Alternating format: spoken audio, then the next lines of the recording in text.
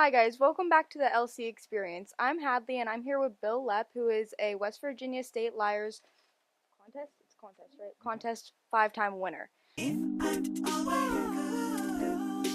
I still working on a skill. If I'm away,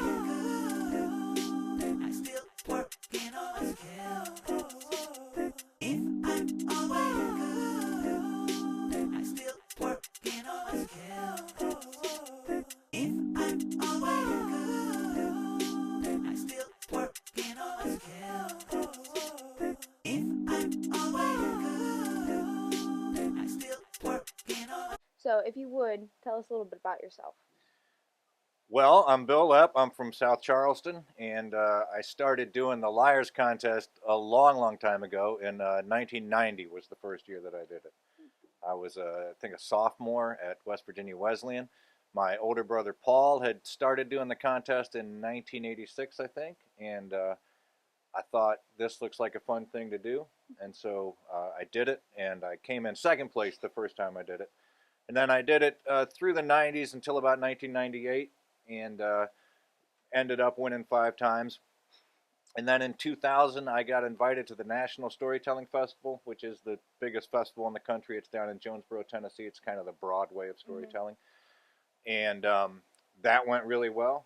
People started hiring me around the country, so I quit my other jobs and I became a professional full-time storyteller. It's very interesting. So your brother Paul, he did it for you? He did, yeah. He won. He won 6 times, I think. So Did you guys ever compete against each other? we did. Who won? He won every time but one. I only ever beat him once. Every other time I won the contest, he wasn't in it. Oh, So, okay. yeah. Okay. So, from my research, you've performed for kids, adults, schools, festivals. Do you change your storytelling depending on the audience? A little bit. I mean, sometimes I tell to kindergartners, and sometimes I tell to a room full of adults. So I tell a lot of the same stories to both those groups. But yeah, there's a little bit of difference in some of the jokes and some of the language that I use. Not that I'm cussing or anything, Yeah. but just some of the word choices are different. Or if I'm performing to kindergartners, there's a whole lot more animation just to keep the kids looking at me. And so I do have some stories that are specifically for sort of the young kids age, but then I know that I'm going to be telling for a lot of different ages. So when I write a story, I try and write it so that it's good for as broad an audience as possible. Okay. So you've written books. I have. It sort of just came out of all of a sudden I had all these short stories that I'd written, and it was enough to be a book. So that's kind of how that happened. I have published 2 children's books, and one of those just started out as a story that I wrote, and a friend of mine who's a children's book author said that would be a great book. Do you want that to be a book? So that happened that way, and then another children's book called The Princess and the Pickup Truck is just about the only book that I think I deliberately wrote as a book. And you've recorded albums and performed live. Which format feels most to you and why? Oh gosh, live performances. Live. Only one of my, I have 25, 27 audio recordings, I think. Only one of those was just in studio.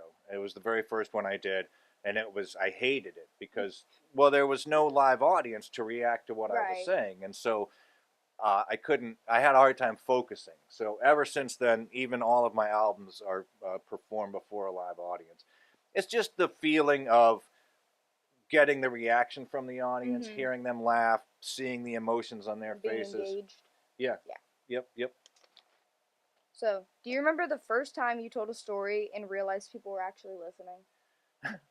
I think it was the first time I did the Liars Contest. I mean, I grew up in a family where sitting around the supper table, everybody's telling stories and nobody's telling the truth. But, you know, the first time I did it on stage was at the 1990 Liars Contest. And I was kind of blown away by the reaction that I got. It went really well. I mean, as I said, I won second place. Yeah, so it's the Liars Contest is at the Culture Center down in Charleston on the Capitol grounds, and there's 400 people in the theater, and yeah, they just started laughing from the very beginning, and all of a sudden I realized, hey, this is awesome. Do you ever get nervous? Not usually. Uh, I just it's I'm just natural at telling Public stories on speaking. stage. I get most nervous. This is going to shock you when I'm at a high school or a junior high, because junior high and high school students are the most dangerous audience in the world. I don't know if you're aware of that. Um, if it goes well, it's great. But if you lose the audience early on, that can be a miserable 45 Mhm. minutes. So I get a little bit, I wouldn't call it nervous, but just I'm like uh, hyper on guard to make sure that everything goes well. And Mhm. of course, in front of like a high school audience, you got to make sure your zipper's zipped more than anywhere else, or that your shoes are tied, because They'll find anything to yeah, pick on. there'll be a little ridicule if you're not ready. Mhm. So, when you were growing up, what did you want to be, and how did the storytelling end up becoming your life's work? I think you already went over this life's work, but what did you want to be when you were growing up? Well, I wanted to be a writer. Okay, so you're like halfway there. Yeah, and it turns out that I'm not I'm not like the greatest um, writer in the world when it comes to things like spelling and grammar. Mhm. So I was having a difficult time getting anything published, and back in those days, you had to actually physically mail your piece of work out to a Mhm. publishing company, and then they would mail you a rejection letter back, which was nice. Now you do it all by email, of course, but back then you could only get rejected once a day. You go to your mailbox, there's a Once a day. rejection letter. But now with email, you can get rejected at any moment. Mhm. But anyway, I was having a hard time getting anything published, and so when I entered the Liars Contest for the first time, I remember very clearly the Liars Contest is in May, and I was sitting in my dorm at Wesleyan, and I thought it was February, and I thought I should enter the Liars Contest, and I thought I can go to the library, look up a bunch of books on stories, read a bunch of stories, find one that I like, try and remember it, or I can just sit here and write a story. And I'm like, oh yeah, you want to be a writer. So I did. I wrote my first story, and again, it went really well. And that's when I realized that I could combine these two things. I could be a Mhm. writer, I could learn to tell the stories, and I could say them out loud. And basically, what I figured out was if you write something, it's hard to get somebody to read it. If you learn to say it, people have to listen unless they can't outrun you. So I write my stories. And then, um, as a result of being successful at storytelling, somebody asked me to publish a collection of my stories as a book. So I Mhm. ended up becoming a writer. First I was going at it to be a writer. That didn't work out. I found like a concurrent way to do it, and then I ended up being a writer anyway. So you got best of both I got best worlds. of both worlds. Yeah. Yeah. So where do your story ideas usually come from? Real life, imagination, or a mix of both? It's a mix of both. Almost all of my stories are based on dumb ideas that I had in my Okay. life. And almost all of those happened when I was in junior high and high school, because you people, no offense, are the epicenter of dumb. Mhm. Not that you're not intelligent, just that you're prone to make bad decisions. So a lot of my stories come from things that my buddies and I talked about doing in high school or did in high school. And then because I mostly tell tall tales, or there's some tall tale element to most of my stories, Mhm. a lot of it does come from imagination. I take a little bit of an idea and I ask myself, what if, what if, what if? For example, when I was in high school, I went to Philip Barber. Um, my buddy said, we should dress up like deer, tie a mannequin to the hood of the truck, and drive around town like it's people season. Now, we had just enough sense not to do that because, Okay. yeah, in Okay. Philippi, You had me scared for a yeah, minute. somebody in Philippi would have shot us. So we had just enough sense not to do that. But so I take that little germ of an idea and then I'll work that into a bigger story. And I eavesdrop on people's conversations all the time just to hear what other people are saying, because that gives me a lot of ideas as Mhm. well. Do you ever start telling a story without knowing how it'll end? Not usually, because I work really hard on making sure that I know my stories before I get up on stage. It'd be like, if you're in a play but you haven't read the script. Right. Occasionally, I have written a couple of stories. Well, I remember one instance in particular. I don't remember what story it was, but I knew it was a good story, and I didn't know how it ended. And I was at a storytelling festival, and I thought, well, I have 15 minutes. I'm just going to get up and start telling the story, and I have 15 minutes to figure out how it's going to end. So I do, and it worked out. So I do remember doing that one Mhm. time. But yeah, generally, I like to know What where you're I'm gonna going. talk about? Yep. Yeah. So mostly, so I know when I'm done. So, your stories blur the line between the truth and exaggeration. How do you decide how far to stretch the story? Well, the audience has a certain capacity for what they're going to believe. Mm-hmm. Or when I say believe, I mean when you're reading a novel, like if you're reading The Hunger Games, you know it didn't happen. But while you're reading it, you're having that emotional reaction Yeah. to it. You have the emotions for Katniss and Peeta and Gale or whoever. So you're in what I call the context box. You're having an emotional reaction to something you know isn't true. So I have to set up my context box for each story so that what I've said before makes enough sense that what's happening now works out. For example, I tell a story where I'm on an airplane and we're flying through the sky and they realize they have a flat tire. Mm-hmm. And the flight attendant asked me to put the spare tire on. So I have to go outside while we're flying at 35,000 feet Mm-hmm. and change the tire. See, it seems a little bit unbelievable. So I have to work the beginning of the story so that it makes sense what I'm doing in the Mm-hmm. story. So it just depends on how hard I work at the beginning of the story toward how far I'm going to go in the exaggeration. Okay. I have to find when I have it done.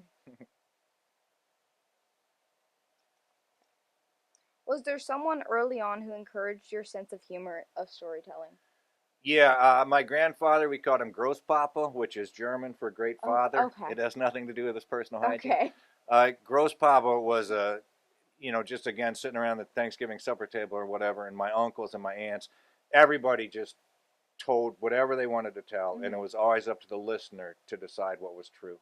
So Großpapa was born in 1899 in what's now the Ukraine, and he would tell a story. One time, he and his buddy were riding their horses down the street, and they saw a woman being accosted by a man, and his buddy jumped off the horse and saved the woman. And the next time he told that story, he and his buddy were riding down the road, and 5 men were attacking a woman, and he and his buddy saved the woman. And the next time, he alone was riding down, and 100 men, and he jumped off the horse and saved her. So I was always exposed to gradual exaggeration as Right. a kid. My uncle Paul told his daughters that Santa Claus would always come to his house because when he was in Vietnam, it was Christmas Eve, and he saw Santa Claus get shot down, and his sleigh crashed into the jungle, and Großpapa went into the woods and saved Santa Claus. So this was just the environment that I grew up in, Right. So it and encouraged your yes, imagination. always from the very beginning.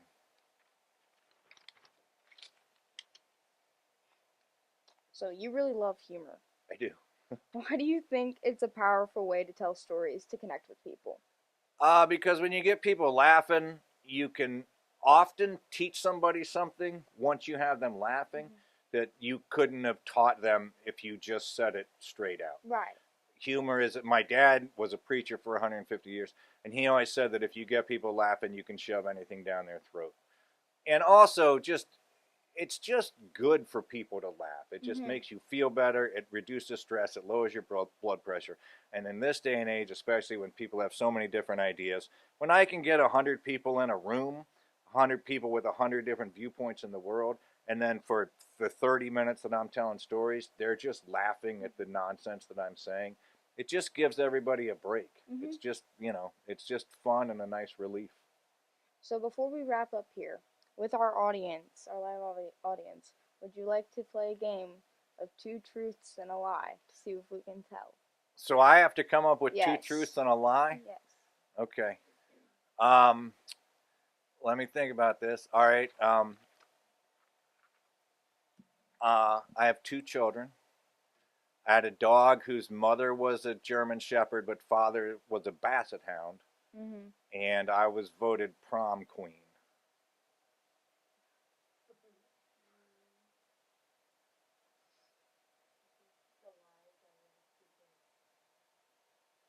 Vivian says lie is the two kids.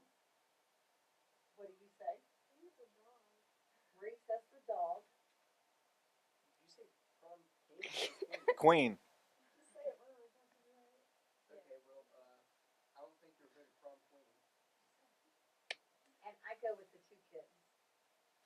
So I know you have a dog. I don't know the breed, but I know you have a dog. I said I stalked you. That's right. Yeah. As far as the kids go, I don't think you have any. Okay. Well, I just realized I told 3 truths. Oh. I forgot to make one a lie. Okay. So I do have 2 children. I do have a dog, or I did, who was I his mother knew was a you German had a Shepherd, dog. and I was voted prom queen, but they wouldn't let me do it Oh. because we didn't have a prom king. We just had a Okay. prom queen. So I ran for that, and I won, but the principal wouldn't let me do it, and I didn't know enough to sue. I could be a millionaire. Do you want to try again? No. Okay. I'll just mess it up again. No, it's okay. I guess I didn't do a deep dive enough to know you had kids, but I tried. It might not be out there. There's some site on the internet that, like, something came up that, like, 10 things you didn't know about Bil Lepp, and I didn't know like 6 of them. So apparently I'm a motorcycle enthusiast, and then it says I at the believe it. bottom, it says I'm married, and then it has a picture of a woman who's not my wife. Oh. So I am married, but not to the woman on that webpage. Wow. Just false information. Yeah. Thank you very much for joining us today. Thank you for having me. As always, peace out, Lewis.